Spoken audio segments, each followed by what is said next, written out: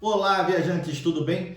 Hoje eu vou falar aqui com vocês sobre como dirigir um motorhome em Orlando, tá? Vou falar aqui sobre o trânsito dos Estados Unidos, sobre habilitação, permissão internacional para dirigir, se é ou não necessário. Então fica ligado aí com a gente até o final que você vai ficar craque em dirigir um motorhome nos Estados Unidos. Ah, e não esquece de deixar aqui o seu like no meu vídeo e seguir o meu canal, tá legal? @Rodrigo American Boy. Vamos pro vídeo.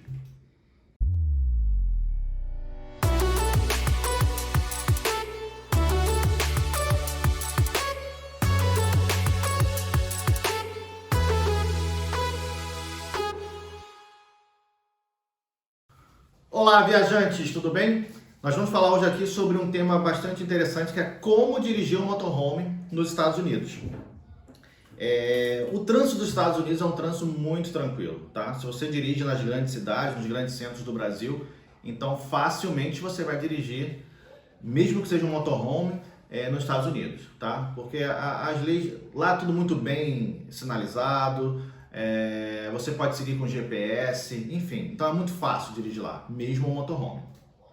E nos Estados Unidos, as leis de fato são seguidas e as autoridades fazem ela valer. Também tem muita polícia pela rua dos Estados Unidos, então você tem que tomar muito cuidado, a gente não pode ter essa mentalidade, às vezes brasileira, de jeitinho, não vou fazer uma conversão aqui onde não posso, porque lá você pode se dar mal. Um ponto importante que as pessoas também têm muitas dúvidas é sobre a nossa habilitação. Se eu preciso de uma permissão especial para dirigir nos Estados Unidos ou se a nossa habilitação funciona, tá? Então fiquem tranquilos, principalmente dentro da Flórida ou nos estados próximos, a nossa habilitação ela vale, tá? Habilitação comum, habilitação B. Então mesmo que seja a habilitação B, você pode dirigir um motorhome. Sim, mesmo o motorhome sendo muito grande, dependendo do tipo de motorhome que você for dirigir, a nossa habilitação vale, tá? E não precisa de nenhum tipo de curso, nada disso. É importante você ver se a sua habilitação está válida, tá? Aqui no Brasil, a gente costuma deixar para renovar nossa habilitação depois que ela vence, porque a gente costuma ter 30 dias, né? A gente costuma ter 30 dias para poder renová-la e ela continua válida no Brasil. Nos Estados Unidos isso não funciona, tá bom? Eu fiz uma viagem uma vez, eu e Renata, e chegando lá eu fui colocar a Renata como segunda condutora, né, do veículo e a habilitação dela estava vencida fazia 2 dias. E a gente foi com aquele intuito de, ela tá válida ainda no Brasil, mas lá não pôde ser, ela não conseguiu utilizar. Então ela ficou a viagem inteira sem poder dirigir e ela adora dirigir, então, enfim, não deixem isso acontecer com vocês, tá bom? Habilitação válida no período que você for alugar o veículo, ok? Agora eu queria falar um pouquinho sobre as placas de trânsito. Apesar de dirigir nos Estados Unidos ser fácil, a gente tem que ter muito cuidado com as placas de trânsito. Por isso, tem algumas placas, primeiro, por conta do idioma, o idioma é diferente, então talvez vocês não conheçam o idioma a ponto de saber o que está escrito, e tem algumas placas bem diferentes. Então a primeira placa que eu queria mostrar para vocês é a placa YELD. Ela vai aparecer aqui em algum lugar do nosso vídeo. Ela diz com relação à preferência, quem tem a preferência. Então, se você tiver a placa de YELD, ela dá preferência para você, tá? Agora um ponto importante, no Brasil, não sei se todo mundo sabe, no Brasil chegando num cruzamento, a preferência é de quem está à sua direita, sempre, tá? Nos Estados Unidos a preferência é de quem chega primeiro. Isso é muito interessante, porque você chega num cruzamento e os carros vão chegando, e as pessoas vão sempre deixando passar aquela que chegou na sequência correta.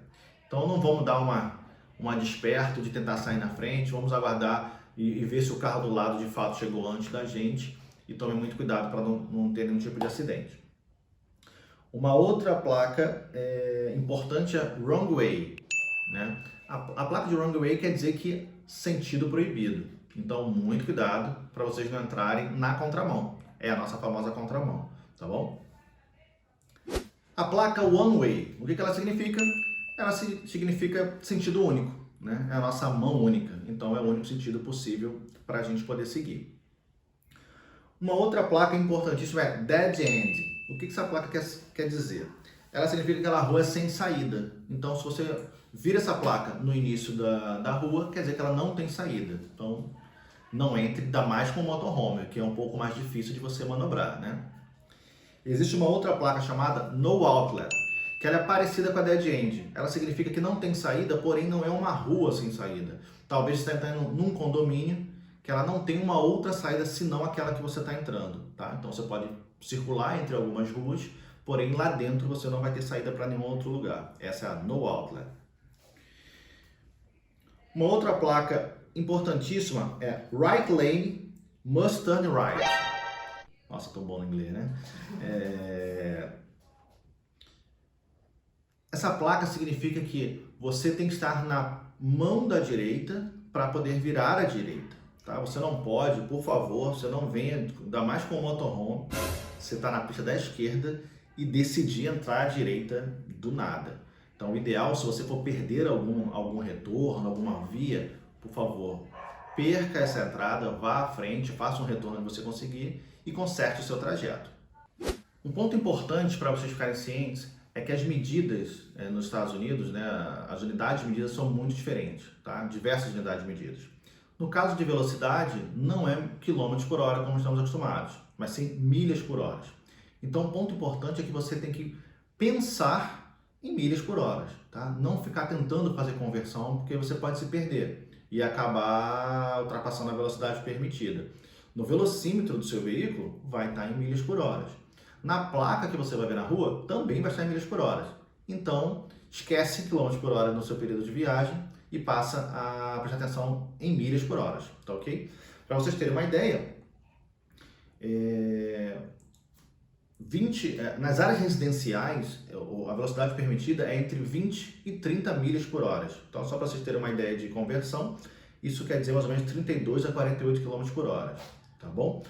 Outro ponto importantíssimo nos Estados Unidos ao se dirigir, independente se for de veículo comum ou de motorhome, é sobre os cruzamentos, tá? E a placa stop. Todo mundo sabe que stop é pare. Só que você é obrigado a parar em qualquer cruzamento, tá bom? Então uma dica que eu dou para vocês é, se você estiver num cruzamento e você vira a placa stop, você para com o seu carro ou com o motorhome, conta até 3 mentalmente, depois segue novamente. Nunca somente reduza, dê aquela olhadinha e continue seguindo. Você tem que parar completamente o seu veículo, tá legal? Então, para você não ter problema, você para o veículo na faixa, antes da faixa, conta até 3 e segue o caminho que você estava querendo ir, tá legal? Nos Estados Unidos, via de regra, quando o sinal estiver vermelho em um cruzamento e você quiser virar à direita, você não precisa esperar o sinal abrir, tá? Novamente, você precisa parar, olhar o trânsito e seguir se tiver um trânsito tranquilo. Exceto se você tiver alguma placa informando que você não pode virar à direita mesmo com sinal vermelho. Geralmente é a placa No Turn on Red, ou seja, não vire quando estiver com sinal vermelho, tá? Mas via de regra você pode fazer isso. Então você vai chegar com o veículo na pista da direita, que ela é exclusiva para isso. Você também não pode estar na pista da direita e lá na frente falar, eu quero seguir direto e tentar voltar para a pista da esquerda, tá? Então, chegando lá no cruzamento, mesmo com o sinal vermelho para seguir em frente, você pode olhar o trânsito e se o trânsito estiver ok, você pode virar à direita, tá? Então, fique atento a isso. E o fato engraçado que a gente, quando começa a dirigir lá, já aconteceu comigo, a gente fica um pouco inseguro, né? Se de fato eu posso virar à direita ou não, será que eu vou estar avançando no sinal vermelho? Na dúvida, eu parei, né? Numa dessas faixas para virar à direita, eu parei, fiquei olhando, até dava para eu ir, mas eu fiquei esperando, na verdade, o sinal aparecer como verde. E aí as pessoas atrás começaram a buzinar, coisa que não é comum nos Estados Unidos, tá? As pessoas ficarem buzinando, as pessoas aguardam, porque se eles acham que você está parado, você está aguardando alguma coisa, alguma condição segura para poder fazer a sua conversão à direita. Mas as pessoas começaram a dirigir, provavelmente eles perceberam que era um turista, e eles buzinaram para poder avançar. Então eu avancei e deu tudo certo. Uma outra placa muito importante, a gente vai colocar aqui para vocês, é a Left Turn Yield on Green. Quer dizer o quê? Que você pode virar à esquerda, cruzando a pista contrária, mesmo que o trânsito esteja com o sinal aberto no sentido contrário. Então, por favor, é uma conversão à esquerda, você tem que tomar muito cuidado, olhar para ver se você tem um tempo hábil para poder avançar, e você pode sim fazer a conversão, mesmo que o sinal de lá esteja aberto, tá? Não precisa esperar o sinal fechar, existe essa placa também.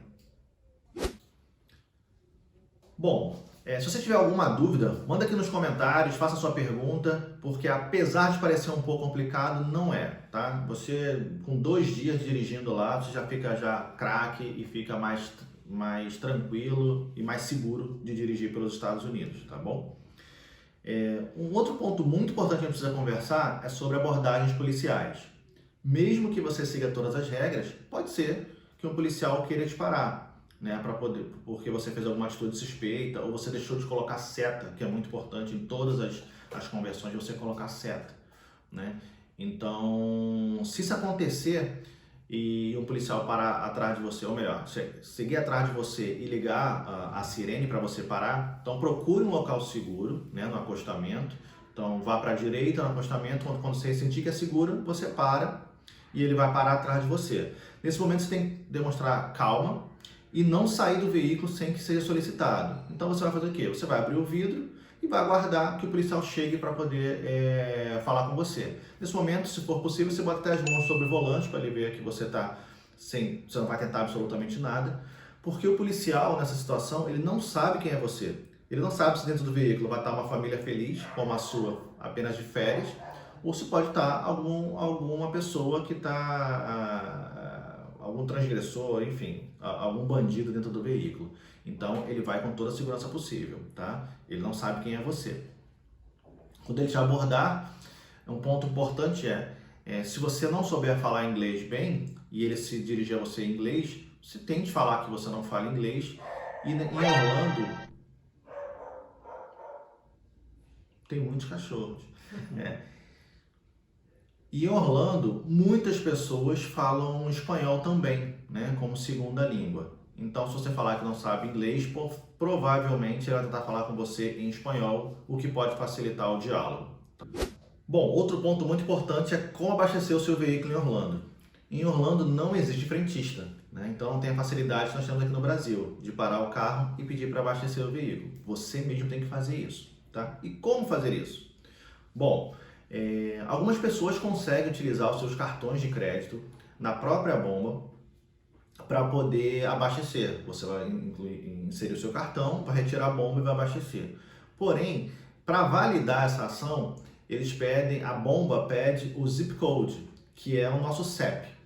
Geralmente, esse zip code não vai bater com o CEP do seu cartão, então não vai funcionar. Algumas pessoas relatam que conseguem, tá? Eu particularmente nunca consegui. Tentei algumas vezes, não deu certo e eu parei de tentar. Então o que você vai ter que fazer? Você vai ter que parar em frente a uma bomba qualquer, vai ter a numeração dessa bomba, tá? Então de 1 a 8, de 1 a 10, não importa. Você vai pegar essa numeração e vai até o caixa, dentro da lojinha de conveniência que todo posto tem.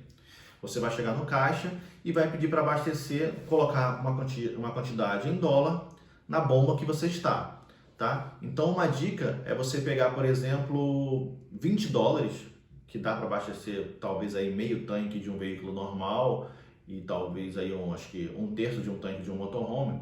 Então você pega $20 e fala pro frentista, $20 at pump 6. Então você está dizendo que está pedindo para ele colocar $20 na bomba 6. Feito isso, ele vai registrar o seu valor. Nos Estados Unidos, tudo tem imposto em cima. Uma das únicas coisas que não tem imposto é justamente o abastecimento, porque ele já está incluído. Então você vai botar $20, vai ser $20 de combustível e você vai ter a bomba 6 no caso. Chegando na bomba 6, ela vai estar liberada para você poder iniciar o abastecimento. Você vai tirar Como é que é o nome daquilo? Você vai tirar o quê? Você vai retirar a mangueira lá da bomba, vai colocar no seu veículo, vai selecionar o tipo de combustível que você quer, tá? Eu boto o mais barato mesmo e é como se fosse a nossa gasolina comum ou aditivada, eu boto sempre o mais barato. Você seleciona ela e aperta aciona o botão de abastecimento. Pronto, ela vai abastecer até os $20 que você fez o pagamento lá no caixa, tá bom? Se por acaso você tiver com o tanque já quase cheio e você pagou mais do que você de fato utilizou, você vai ter que voltar até o caixa e pedir para ele o troco da sua bomba, do seu abastecimento. ele vai perguntar qual é a bomba, você vai dizer e ele vai te dar o troco daquele abastecimento, tá ok? A primeira vez é engraçado, é um pouco incômodo, porque não estamos acostumados, né? Mas depois você vai tranquilamente e sem o menor problema. Uma coisa engraçada que aconteceu comigo, até por conta de desenrolar no inglês, né? Eu não sou tão bom assim no inglês e não precisa, né, para poder viajar para Orlando, que eu fui abastecer e sobrou dinheiro. Então eu tinha que ir lá no caixa para poder pegar meu troco. E eu não sabia como fazer, não estava acostumado, não tinha escutado isso. E sobrou dinheiro, eu falei, caramba, o que eu faço agora? Sobrou dinheiro. Eu fui lá dentro pro caixa e aí, né, na linguagem universal dos sinais, ali naquele inglês tupiniquim, eu consegui fazer com que ele entendesse que eu queria o troco daquela bomba. Aí ele me deu o troco. Um outro ponto também foi que uma vez eu fui até abastecer o veículo e eu pedi para colocar lá, não lembro o valor, mas $20 numa bomba tal. Quando eu chegava na bomba que eu tirava, ela não funcionava. Aí eu voltei lá dentro, ele falou, olha, já coloquei aqui o valor, vou lá de novo, qual é a sua bomba? Eu falei, bomba 2. Voltei na bomba, tirei a mangueira e ela não acionava. E fiz isso umas 3, 4 vezes, até que veio uma pessoa lá vendo o meu desespero de ir entrar na lojinha para poder abastecer. Ela foi, pegou, me ajudou, não sei o que ela fez, sinceramente ela fez exatamente o que eu tinha feito. E aí ela foi e conseguiu colocar para abastecer o carro para mim. Então assim, algumas pessoas acham que os americanos são um pouco sisudos e tal, mas não são não, tá? Eles conseguem, eles são pessoas bastante educadas e eles te ajudam se eles perceberem que você precisa de apoio, tá? O que o americano não gosta é do espaço dele, né? Ter o espaço dele invadido. Então assim, eles respeitam muito a individualidade de cada um. Bom, vamos falar agora sobre pedágios em Orlando. Orlando é uma cidade que tem muitas vias pedagiadas, tá? E eu particularmente gosto muito de passar por elas porque elas são vias que o trânsito é mais fluido, você chega mais rápido aos lugares, apesar de pagar para poder estar nela. Os valores são baixos, tá? Alguns pedágios custam 25 centavos de dólar, 75 centavos de dólar, $1,25, $1,75. É lógico que no final de alguns dias, você passando por pedágio várias vezes, isso pode onerar um pouco a sua viagem. Mesmo assim, eu acho que vale a pena pela tranquilidade de você poder passar sem menor problemas. E como você faz para poder passar pelas vias pedagiadas? Você pode utilizar o famoso sem parar que nós usamos aqui no Brasil, né? Aqui no Rio de Janeiro nós chamamos de sem parar, que é o sistema que você simplesmente passa com o seu veículo, com uma tagzinha no para-brisa, e ele computa que você passou por aquele pedágio e você é cobrado posteriormente. Então, quando você aluga um veículo comum, né, ou até mesmo o motorhome, você pode pedir já com esse tipo de dispositivo. O mais comum lá em Orlando é o SunPass, tem também o Easy Pass e outros. Então você vai passar, se você tiver esse dispositivo no seu veículo, você vai passar tranquilamente pelas vias. Diferente aqui no Brasil, que você é obrigado a passar na cancela e ela lentamente e ela levanta para você passar, algumas vias lá você pode passar em velocidade normal, tá? Sei lá, 70, 50 milhas por hora, e mesmo assim ele vai registrar a sua passagem e vai fazer a cobrança. Geralmente tem alguns sistemas também chamado Toll by Plate, que ele tira uma foto da sua placa e ele registra de quem é esse veículo e ele manda a cobrança para o dono daquela placa. No caso, se você tiver um carro alugado, a locadora vai repassar esse veículo, esse custo para você depois. Já aconteceu da gente voltar de uma viagem e 2 meses, 3 meses depois, vira uma cobrança de pedágio, tá? Porque o sistema lá não é tão online assim. Agora, eu posso não ter esse dispositivo e mesmo assim passar por vias pedagiadas? Também pode. Algumas vias pedagiadas você tem as cabines normais de pagamento, algumas com operadores que você pode parar e pagar, e outras automáticas. Tem umas que, inclusive, que só aceitam moedas, então você tem que estar preparado para isso, tá? Então deixa bastante moedinha ali no porta-objeto do veículo. Se você te parar por alguma via pedagiada que só aceita moedas, você tem um dispositivo, você joga a moedinha lá dentro. E valores exatos, que ele não dá troco, e você passa e continua seguindo no seu trajeto normal. Bom, você está andando por Orlando com o seu motorhome e você quer ir nos mercados ou em lojas, né, como Walmart, Home Depot. Então, o que você vai fazer? Os estacionamentos são muito grandes, tá? E são gratuitos, são abertos, estacionamentos abertos, tá? Não tem cancela para você entrar no estacionamento. Geralmente, os grandes estabelecimentos possuem vagas específicas para veículos grandes, tá? Geralmente são as vagas mais afastadas da entrada, de fato, do estabelecimento. Então, se você estiver indo, por exemplo, no Walmart com o motorhome, para fazer algumas comprinhas, você procura se tem essas vagas, tá? Uma vaga mais distante. A gente não encontrou essas vagas das várias vezes que a gente estacionou, então o que nós fazíamos? Mesmo assim, nós colocávamos bem afastado o motorhome para não atrapalhar o fluxo de ninguém e a gente cruzava 2, 3, 4 vagas, tá? Às vezes a gente pegava vagas de um lado e de outro, a gente pegava 4 vagas, né? Para poder botar o motorhome no meio. Nunca tivemos nenhum tipo de problema, eu acho que não há problema com relação a isso. Durante sua viagem, inclusive, existem Walmart, não todos, que permitem que você estacione no pernoite, tá? Durante a noite você pode estacionar também o motorhome ali sem maiores problemas, mas somente alguns. Nós vimos lá placas dizendo que não era permitido passar a noite no estacionamento, tá bom? Outro ponto importante que você tem que notar, quando você estiver dirigindo um motorhome principalmente, é a altura do seu veículo, tá? Você tem que ter noção que você está num veículo muito alto e muito comprido.